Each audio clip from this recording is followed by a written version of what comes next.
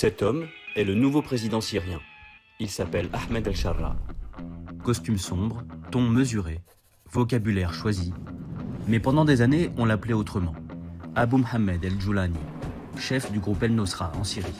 L'homme que tout le monde craignait et que plus personne ne reconnaît. Fin 2012, je voulais travailler sur la guerre en Syrie. Je devais me rendre à la frontière irako-syrienne, mais mon ami, le caméraman Yasser El-Joumaili, m'avait devancé pour préparer le terrain. Il avait commencé à filmer les groupes rebelles. Il traversait les lignes là où plus personne ne pouvait aller. Pour circuler, il lui fallait une accréditation. La sienne, c'était Abu Mohammed El-Joulani en personne qui la lui avait donnée. À l'époque, Joulani voulait déjà montrer une autre image de lui, celle d'un chef organisé, presque différent. Il savait qu'une caméra pouvait parfois peser plus qu'une arme. Mais quelques jours plus tard, Yasser a été assassiné par 2 membres de l'État islamique à l'accent londonien. En Syrie, filmer c'était déjà mourir un peu. Mon ami l'avait fait jusqu'au bout. 10 ans plus tard, le même homme siège dans un palais. Entre-temps, celui qui avait fondé la branche syrienne d'Al-Qaïda avait rompu avec le groupe en 2016. Depuis, il s'était peu à peu mué en chef politique, jusqu'à devenir président.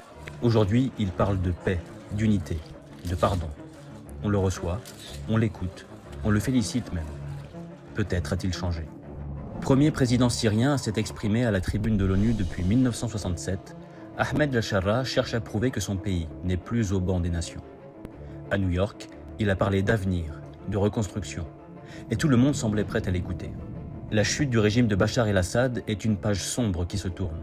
Après tant d'années de sang et de peur, la page qui s'ouvre aujourd'hui reste à écrire.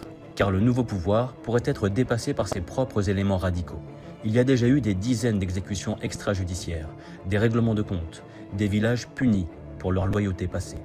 Alors oui, la dictature est tombée, mais la paix, elle, n'est pas encore née.